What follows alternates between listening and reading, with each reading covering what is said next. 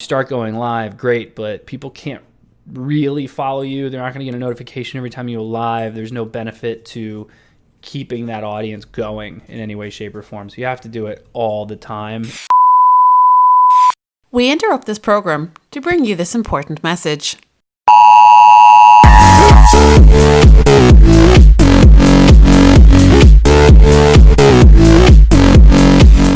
Welcome to Marketing Interruption, a daily podcast powered by BlueTuskr that interrupts your day with marketing news, tips and strategies from an entrepreneur who lives and breathes marketing. Now, let the interruption begin with your host, Andrew Maff. Hello and welcome to episode number 50 of Marketing Interruption. I'm your host, Andrew Maftone. Today, my mind is blown that I've done 50 of these already. That is 10 weeks of podcasting. That's insane.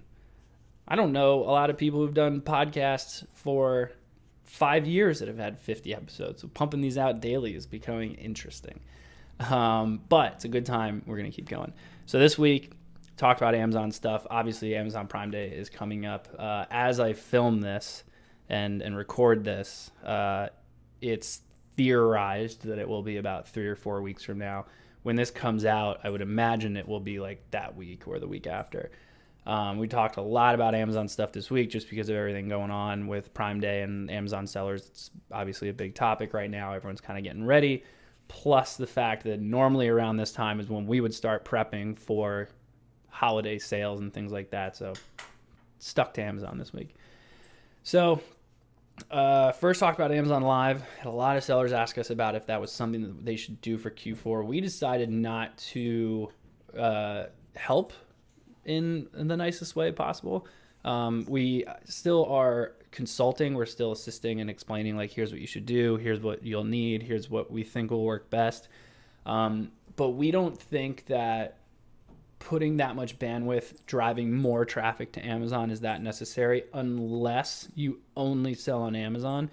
If you sell anywhere else, I would rather take that bandwidth and that traffic and that money you're going to have to spend to drive traffic to Amazon and put it elsewhere. Do more Instagram Live or YouTube or Facebook or somewhere where you're going to get to keep the audience.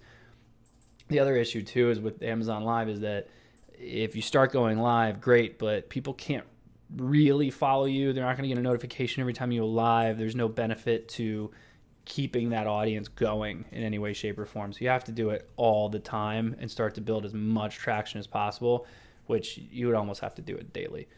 We also talked about Chrome extensions on Tuesday, and then on Wednesday I also went into the product research tools, which is kind of a bit of the same thing depending on which one you're using, but talked about our preference for our tech stacks, the Helium 10, Jungle Scout, Unicorn Smasher. They didn't pay us for this, by the way. I'm just giving them love because I like them. I would also say Helium 10, I think, is one of my favorites in terms of just having a full suite of different products that you can use.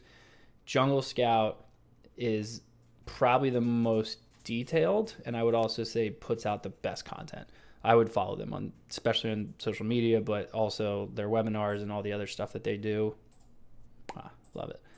I'm going to talk about Prime Day and what we think is going to happen, which has been a hot topic. It's been an interesting conversation to have with a lot of different sellers about what's going to happen. It's going to really come down to the same damn thing we always say, which is it kind of depends.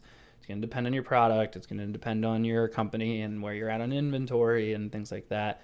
I still stand by that. I think the biggest worry for everyone shouldn't be, are we going to have a big Q4? It should be, are you going to be able to sustain Q4? Because you're about to have a pretty big pop in early October, and then you're going to need to have enough inventory and enough just everything in line within a month and a half of that. So it's going to be a struggle. And Prime Day is now Prime Days too, also, where I think it's 2 days this year. It's going to be more of an operational issue, in my opinion. A lot of people, but I think some of the sellers that normally had really big Q4s are either going to not have as big of a Q4, or some of the sellers that don't normally have a big Q4 are actually going to have a bigger one. It's going to be, again, kind of dependent on what you sell. A lot of people that sell things that maybe we can't utilize right now may not typically do as well as they had before. So school supplies or luxury like apparel and things like that, I would assume probably won't do as well this Q4, just because we're probably going to see a regular consistency of the type of product that is sold in Q4. But that was episode number 50. That was all I wanted to talk about today. I thought it'd be a nice little recap, nice quick little episode. I can't believe we did 50 of these, so I will see you for the next 50. Thanks.